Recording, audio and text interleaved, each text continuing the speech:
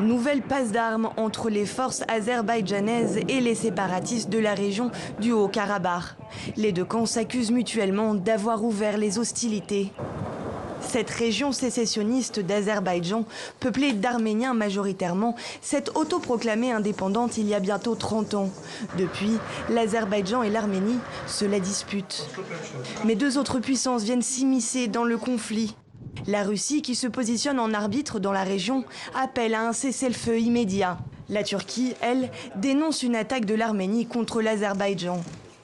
Ce conflit peut être résolu par des négociations pacifiques, mais la partie arménienne n'a montré aucun intérêt jusqu'à présent, à part continuer à occuper certaines parties de l'Azerbaïdjan. Cette occupation doit cesser. Tout le monde sait où se trouve la solution. Et les pays du groupe de Minsk doivent faire pression sur l'Arménie pour qu'elle cesse de violer le droit international. Aucun accord de paix n'a à ce jour été conclu, et ce, malgré la création en 1994 du groupe de Minsk, constitué de la France, la Russie et les États-Unis. Il était pourtant censé promouvoir un règlement du conflit.